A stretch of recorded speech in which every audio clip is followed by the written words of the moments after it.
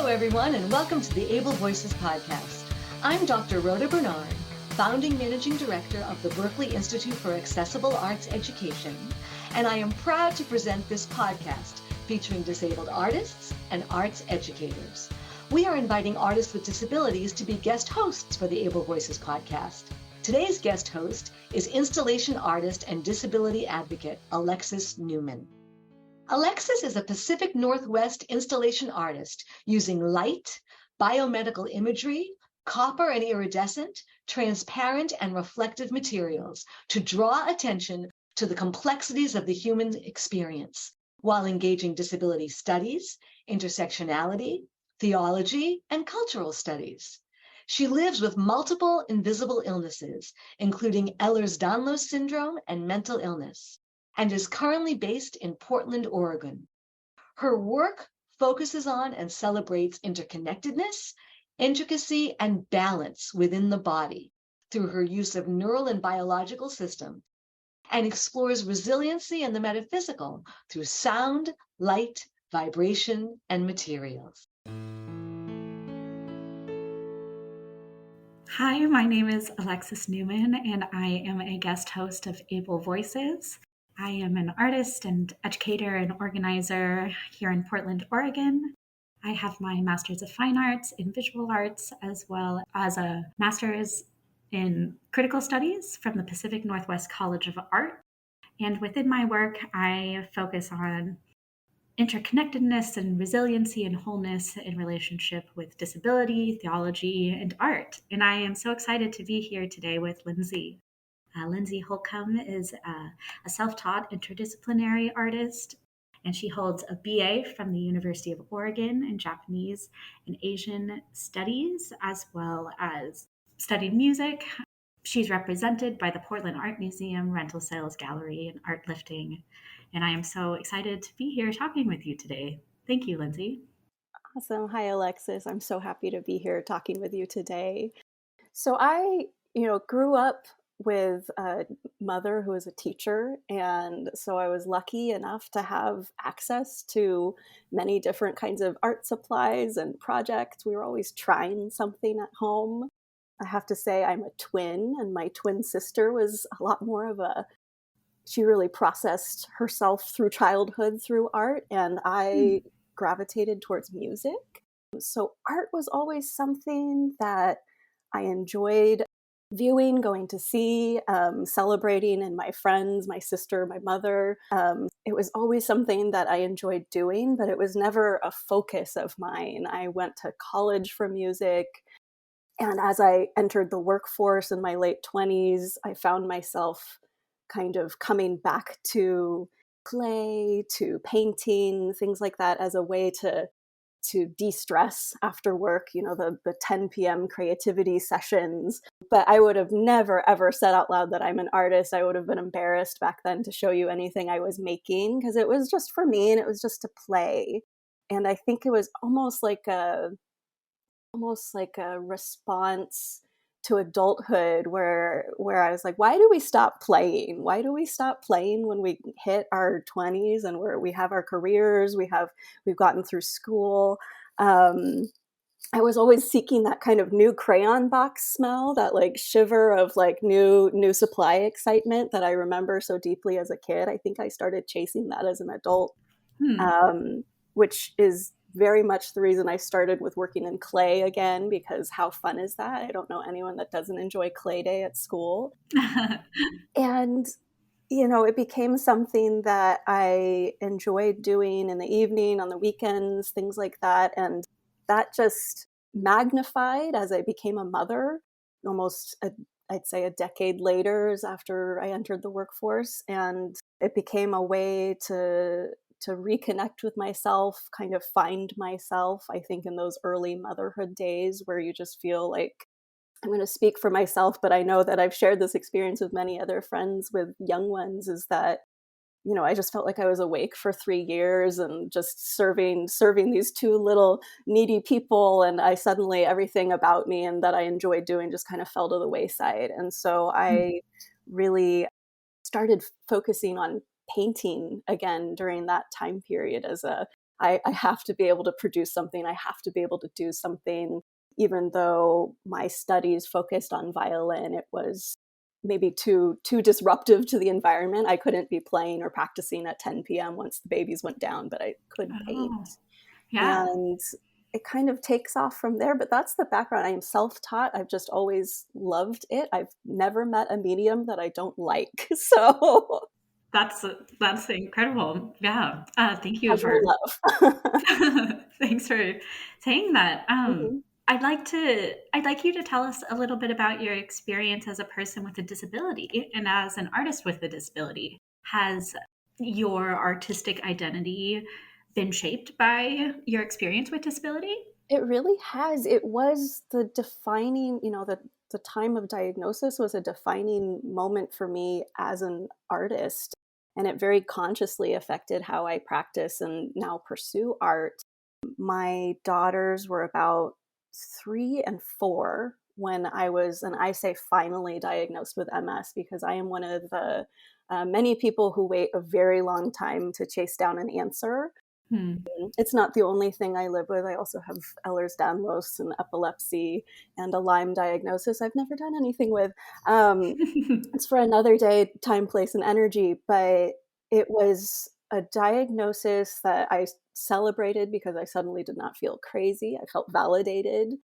However, that still comes with the tidal wave of emotions and feelings and fear over what that means. Because it wasn't learning or rather imagining what my life would be and how it would be affected living with multiple sclerosis is anyone that's been through the diagnosis process knows is it's just very overwhelming in the beginning and at many different points Mhm. during your journey as a patient. Now when I was diagnosed, that is really the time I know that I put my foot in the sand and said, I want to make, I want to use my limited energy on projects and pursuits that I'm really passionate about. I worked as an assistant for about 15 years, and it Mhm. was a very draining role for somebody with energy deficits and things like that. I had always thought, I'm almost like Batman, where you can bring me in for a project and I will kill it, and then I will be dead for about 2 months. I'm like, I have such Yeah. a long recovery time, but I'm like, is there an industry that can celebrate or work with me on that? Of just like, bring it in, I'll take care of it, but then I need to sleep for like Yeah. 2 weeks. I feel like that's an experience that a lot of people with disabilities and also a lot of people just living in this really fast-paced Yes, world live with is yes. that we expend so much energy and then we have these really long periods of crashes. Right, right. And this is, coming in an industry where the grind is really celebrated and the like, the employees that are most celebrated are the ones that are pushing themselves way over the edge every day, all year for years in a row without crash. Mhm. And it just was not tenable. It wasn't tenable for me. How that relates to art is I kind of self-volunteered to toss myself off the precipice and say, I was starting to reduce my hours. I was starting to really fight for a flexible schedule after a diagnosis because I just knew I couldn't hold up all the plates at once between mothering, maintaining a household, being a good partner, all the things, working and pursuing something that I wanted, which was art. And so at the start of 2019, I really said, okay, I'm an artist now. I'm going to figure this out and see what that looks like. It was terrifying. Like I said, I don't have art school experience or anything like that. And so I went into it strong with my little music degree background and Asian studies. And what really launched things was what I still consider to be a private, almost like a journal entry in the studio, which is a day that I painted an impression of my own MRI that showed multiple sclerosis lesions. I am a highly squeamish person, which makes the whole medical journey that much more difficult for me. I have no interest in how and why, what is happening inside our body. No interest. It's amazing I get through like doling out Band-Aids as a mother, because I'm delighted there are people that specialize in all of those things, but I'm like, I don't want to see images of my brain. I found that terrifying. I found all of the diagnosis processes terrifying, spinal tap and things like that. Mm-hmm. And so this was a moment where I took this image, confronted it in my way, painted it, and I felt quite a lot better afterwards. It felt like, oh, these are my colors. It feels passionate. It also feels moody, but I can sit with this now. And that was really the same point that I was somewhat declaring myself as an artist. And I began doing this work rather organically with other people in the multiple sclerosis community to translate their MRI. And this project kind of built speed rolling down the hill at the same time that I've been building myself as a professional artist. So it has been a really sharp learning curve for me over the years. As I sit with you today, I've painted over 316 people's MRI, some of which I've publicly shared through my project Colors of MS.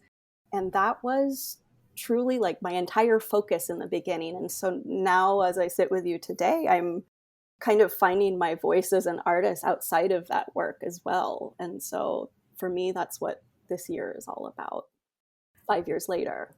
Yeah, that is interesting how you used that experience of this uncomfortable medical diagnosis and being combated with, tests and images and conversations that maybe you weren't fully ready for or fully prepared for, and how you use that as an artist to not only connect with yourself and your own diagnosis, but also use that with other people who I find that really interesting that you use MRIs, especially as somebody who is squeamish.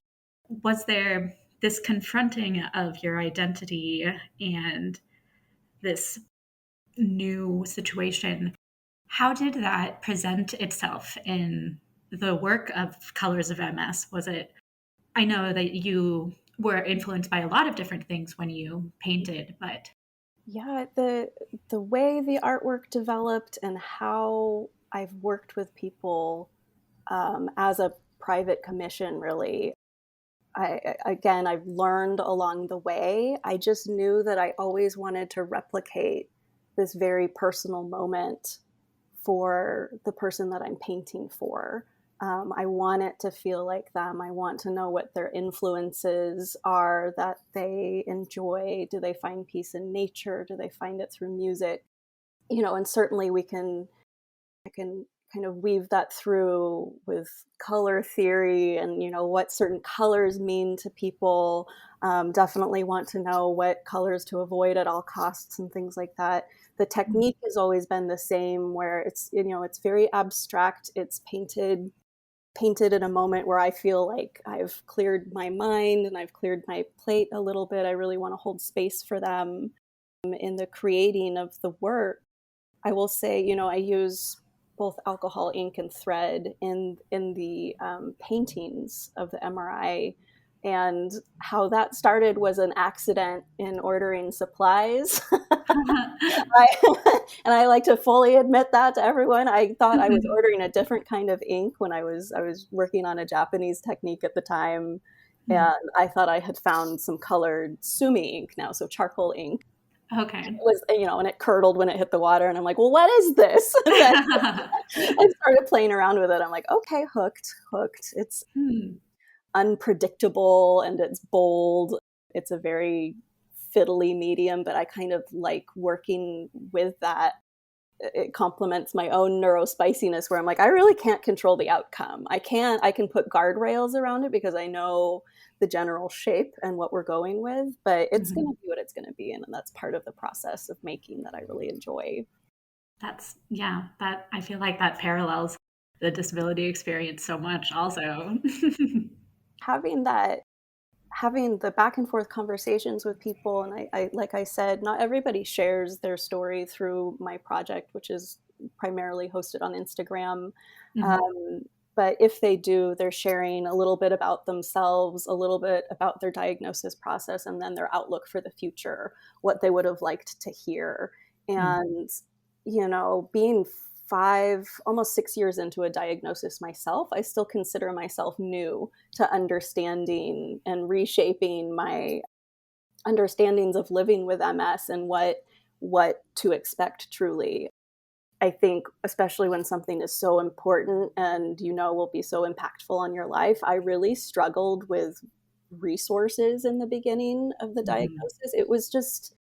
It was too heavy. I had well-meaning relatives suddenly send me a million books and links and things, and like I could not bring myself to open these Yeah. books, overhaul your diet overnight, these kinds of things. But talking with people about their personal experiences and then through art made it so much more digestible, accessible, and it was eye-opening for me and supportive to me as a patient in the beginning to hear just like how differently everybody handles and approaches living with multiple sclerosis. And that's my hope with people viewing or following the project, is that they can see like, okay, this is as individual as anything.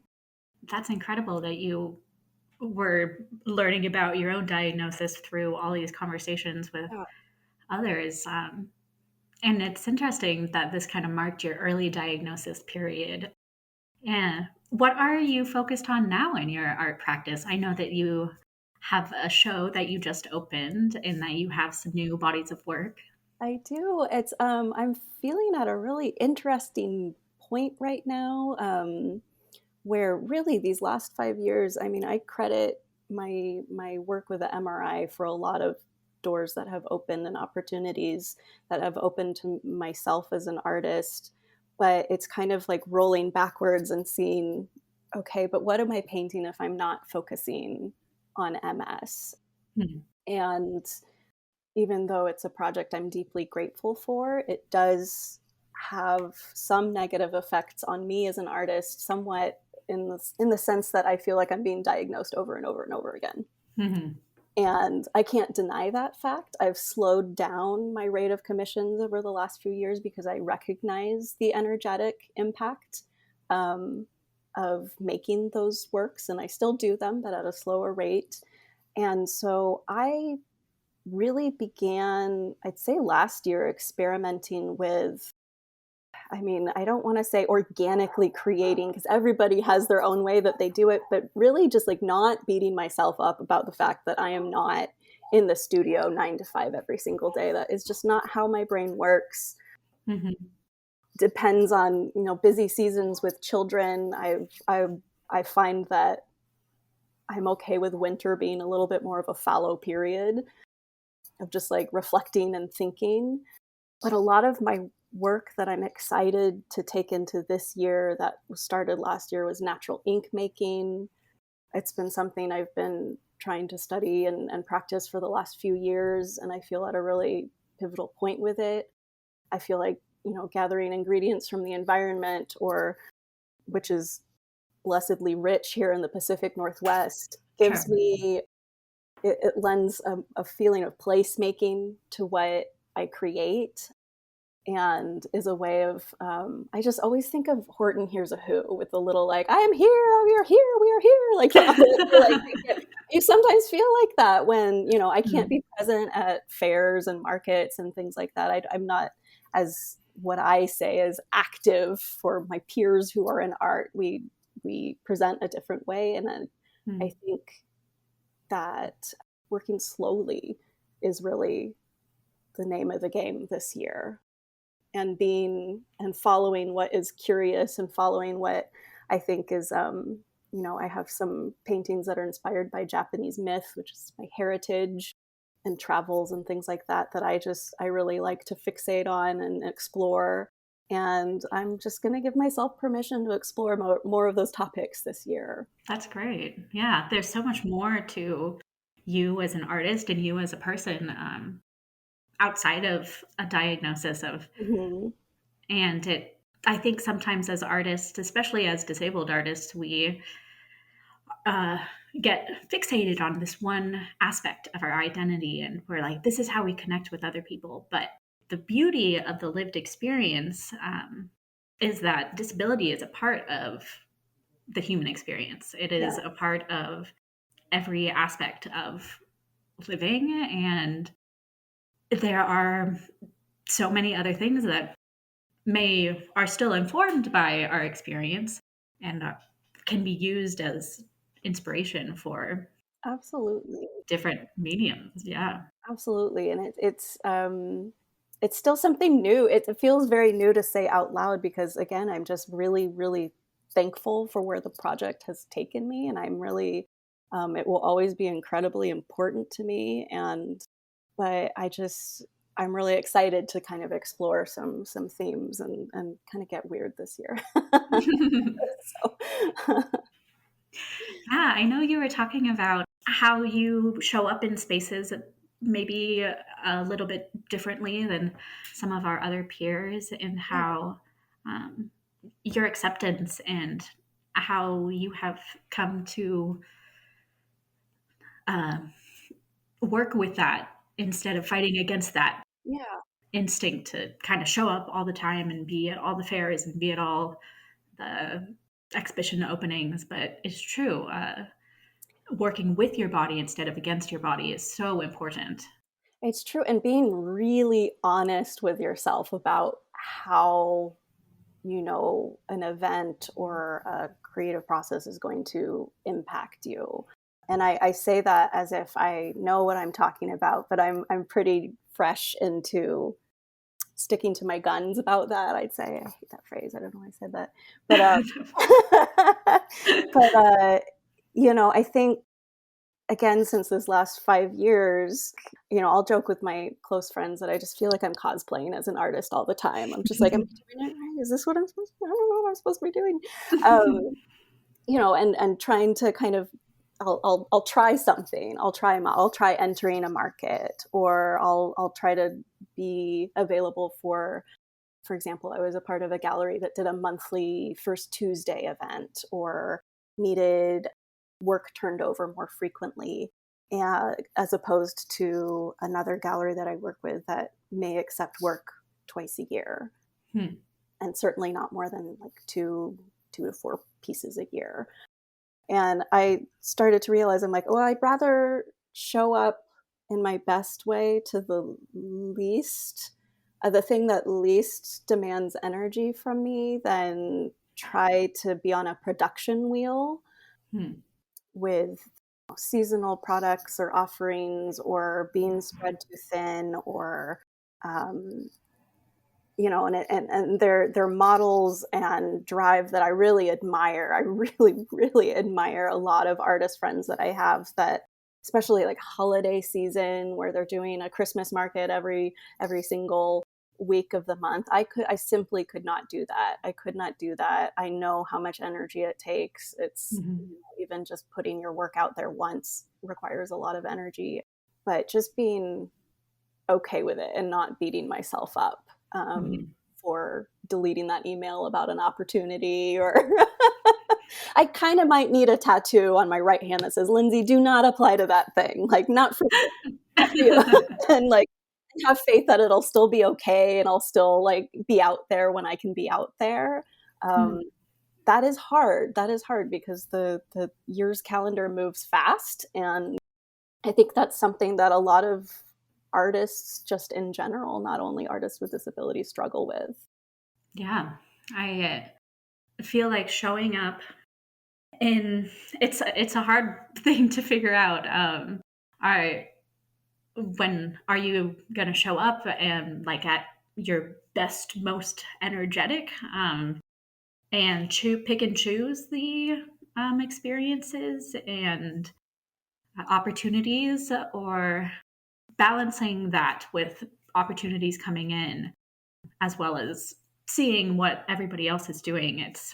It's a really challenging balance. So Yes. I applaud you on your thought process on this. Thank I appreciate you. you sharing it. This is a grounding talk for me, because I know that even popping onto social media later on, it affects a lot of us. And I like to remind all my friends, I'm like, smoke and mirrors, smoke and mirrors. I am taking a nap every time I hit post. I promise you. Mm.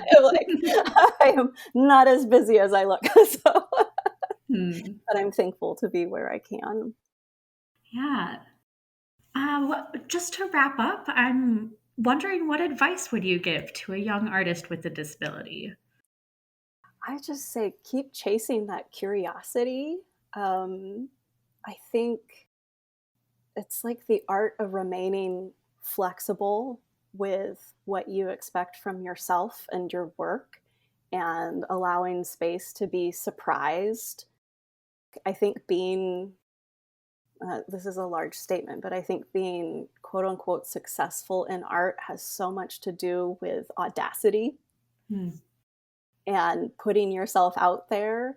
And I mean, people literally put their heart on a wall or on a pedestal or however you're presenting your art, but just like remaining open to looking at your practice and finding a way that can support the way you create.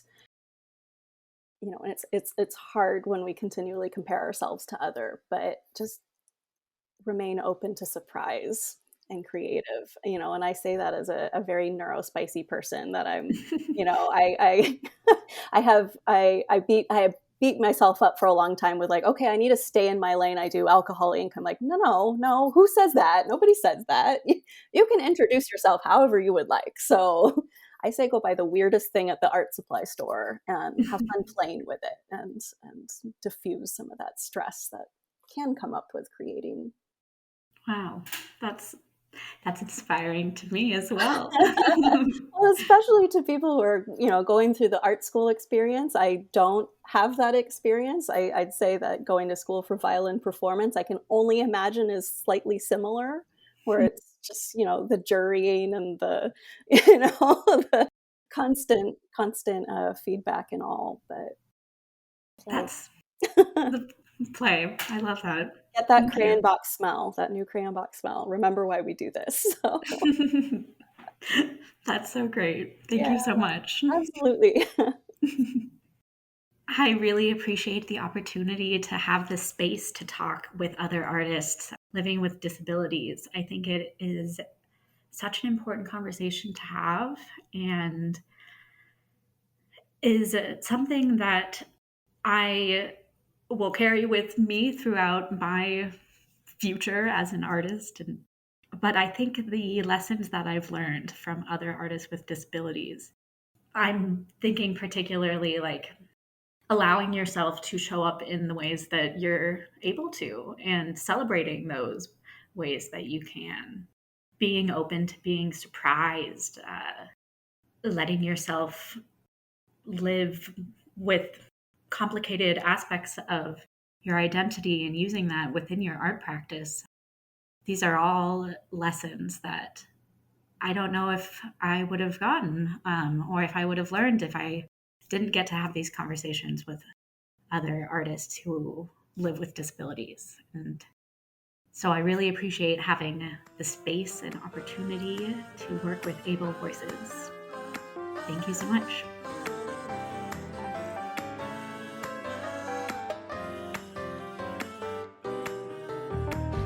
Able Voices is a production of the Berkeley Institute for Accessible Arts Education, led by me, Dr. Rhoda Bernard, the founding managing director.